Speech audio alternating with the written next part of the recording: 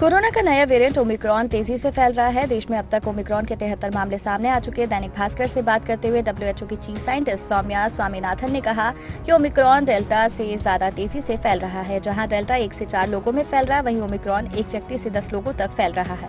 इसको देखते हुए इस बात की आशंका जाहिर की जा रही है कि आने वाले दिनों में अस्पतालों पर बोझ पड़ सकता है और मरीजों की संख्या में तेजी से बढ़ोतरी हो सकती है।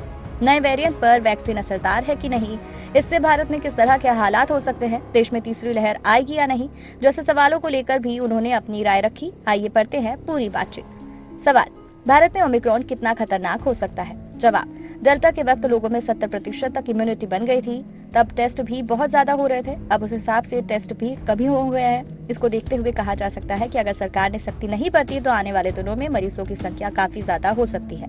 हालांकि अभी तक इससे सिर्फ एक मौत दुनिया में हुई है, जो थोड़ी राहत की बात है। सवाल, क्या डेल्टा की तरह ही ओमिक्रॉन से भी मौत का आंकड़ा बढ़ेगा? जवाब, डेल्टा वेरिएंट के केस में 80% माइल्ड बीमारी हो रही थी और 20% लोग गंभीर बीमार का शिकार हो रहे थे। तब करीब 1% लोगों की मौत हो रही थी। इस लिहाज से देखा जाए तो ओमिक्रॉन वेरिएंट में गंभीर मरीज कम मिल रहे हैं, लेकिन चिंता की बात यह है कि अगर मरीजों की संख्या काफी ज्यादा हुई तो मौतों का आंकड़ा भी बढ़ सकता है। इतना ही नहीं, अगर देश में कम्युनिटी ट्रांसमिशन होता है तो मौत का आंकड़ा बढ़ सकता है। सवाल, ओमिक्रॉन पर वैक्सीन का कितना असर हो रहा है? जवाब, अभी तक जो मामले सामने आए उससे साफ है कि वैक्सीन लेने वाले लोगों में भी ओमिक्रॉन के केस मिल रहे हैं। यूरोप में कई लोगों ने बूस्टर डोज लगवाई थी, वे भी संक्रमित हुए, हालांकि वे बहुत गंभीर नहीं हुए।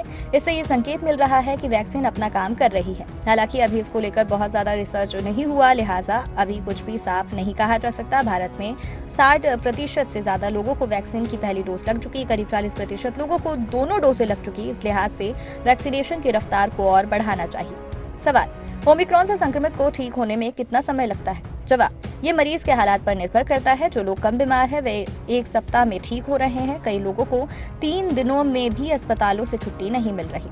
सवाल, क्या भारत में ओमिक्रॉन के कारण तीसरी लहर आ सकती है? जवाब, अभी तक नए वायरस को लेकर स्टडी की जा रही है। इस पर अभी बहुत कुछ साफ नहीं हो पाया। ये किस देश में किस तरह से फैला और इसका क्या नेचर है, इसको लेकर भी रिसर्च हो रही है। तीसरी लहर आएगी या नहीं, ये अब तक नहीं कहा जा सकता। ऐसे सवालों में ना पड़कर हमें अभी से सख्ती बरतनी होगी और अपनी तैयारी शुरू करनी होगी। तब जाकर इससे कारगर तरीके से निपटा जा सकता है। जिन जगहों पर केस बढ़ रहे हैं वहां तत्काल सख्ती कर देनी चाहिए।